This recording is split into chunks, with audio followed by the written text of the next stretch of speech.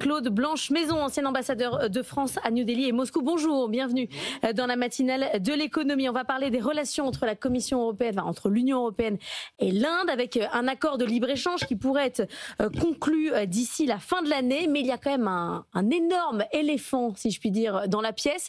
C'est la Russie. Ce sont les relations entre l'Inde et la Russie. On ne peut pas, si je puis dire, accepter, nous, en tant qu'Européens, de telles relations économique uniquement, ou il y a selon vous un lien diplomatique particulier entre l'Inde et la Russie?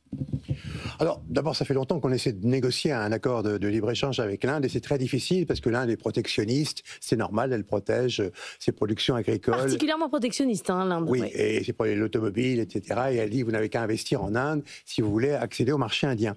Là, on est dans une situation très particulière puisque M. Trump vient d'imposer 50% de droits de douane aux produits indiens qui viendraient sur le marché américain pour les punir d'importer précisément du pétrole de Russie. Et il nous demande de faire la même chose. Et il dit, je passerai au stade suivant des sanctions à appliquer à l'Inde si l'Europe applique des sanctions du même type, c'est-à-dire des droits de douane de 50% sur les importations. Alors évidemment, je pense que l'Union européenne va répondre qu'elle n'est pas tout à fait à la disposition de M. Trump et que d'ores et déjà, les 50% qu'il applique sur les produits indiens qui allaient sur le marché américain font que les produits indiens sont en train de se rediriger vers le marché européen, c'est-à-dire le seul marché solvable, si le marché américain leur est fermé.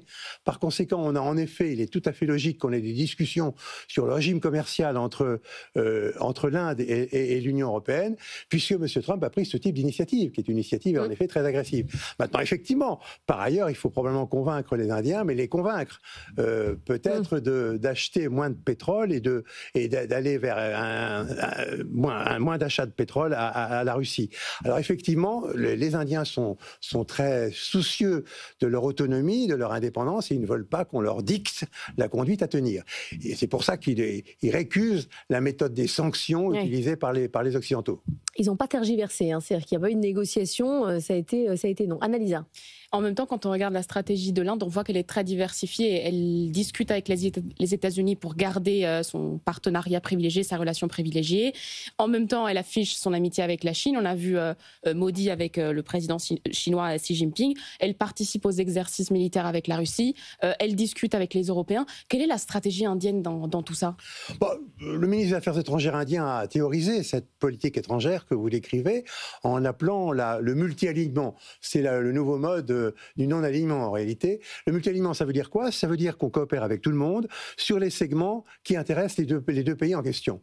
Donc, en effet, il n'y a pas d'alliance militaire, ça n'existe pas, et on cherche les sujets sur lesquels on peut coopérer. Alors, c'est vrai qu'avec la France, l'Inde a un accord de coopération stratégique. Il se trouve que j'étais en poste là-bas lorsque Jacques Chirac l'a signé, et cet accord, qui remonte maintenant à 98, donc il y a très longtemps, permet un développement d'une coopération dans le domaine de la sécurité, dans le domaine du renseignement et dans le domaine militaire. D'où d'ailleurs les ventes d'avions de Rafale et probablement des ventes qui sont encore dans le tuyau et qui vont arriver l'année prochaine. Mais vous pensez que l'argument commercial, alors il y a les aspects de sécurité évidemment, mais le fait de dire bon, vous pouvez plus vendre aux États-Unis, donc vous allez pouvoir vendre en Europe plus facilement, ça suffit à arrêter les ventes de pétrole? C'est-à-dire que c'est presque suffisamment puissant? Non, ça suffit pas, mais il va falloir les en convaincre, mais certainement pas en écrivant, en publiant, en criant haut et fort, je vous ordonne d'arrêter d'acheter du pétrole à la Russie.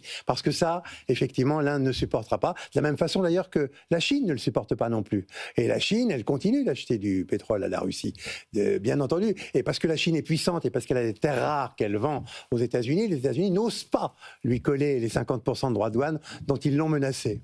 Il y aura un coup de fil entre Xi Jinping et Donald Trump. Ça sera tout à l'heure, évidemment, on suivra ça sur BFM Business. L'autre blocage, Annalisa, et il n'est pas petit, c'est la question du riz. Absolument, le riz, puisque l'Inde veut être la seule à pouvoir vendre du riz basmati, étiqueté comme basmati, à l'Union européenne. Ça crée des tensions avec le Pakistan, qui lui, pour l'instant, exporte plus de riz vers l'Union européenne. Est-ce qu'on est prêt à lâcher cette question de riz basmati à l'Inde, ou on risque de créer des tensions régionales trop importantes? Je crois que les relations avec le Pakistan sont sont difficiles et qu'un choix a été fait, en effet, lors de la conclusion d'un accord de coopération stratégique en 1998 par le président de la République de l'époque. Effectivement, notre allié privilégié, notre point d'appui dans la zone, dans l'océan Indien, c'est l'Inde. C'est pas le Pakistan. Ça l'a été dans le passé, mais le Pakistan aujourd'hui est d'ailleurs assez largement sous la domination de la Chine.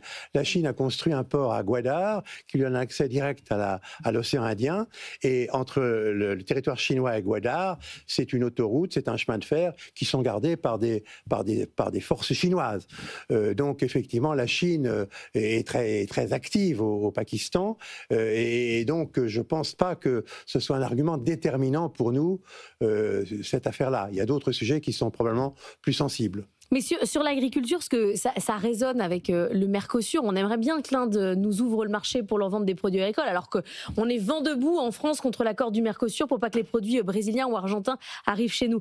On a un espoir de pouvoir ouvrir le marché indien, vraiment ? Oui, probablement sur les produits transformés. On ne risque pas d'être inondé de viande de bœuf, puisque comme vous le savez, la vache est sacrée, oui. Et que par conséquent, c'est une viande qui est destinée aux musulmans, et qu'en plus en Inde, on ne distingue pas vraiment le lait de vache et le lait de buffle. C'est pourquoi l'Inde a une production de lait énorme, parce qu'on compte aussi dans la production de lait le lait de bufflesse, on les mélange, ça fait un lait particulier. Et bon, effectivement, on n'exportera pas de lait cru, mais on pourra exporter sans doute des produits transformés. Ça, probablement. L'Inde connaît assez peu le fromage, peut-être qu'elle peut le décrire, comme elle a découvert d'ailleurs au cours des dernières années le vin français, qui évidemment subit des droits de douane très élevés. Peut-être que ce sera un des objets de négociation, d'avoir des droits de douane plus bas.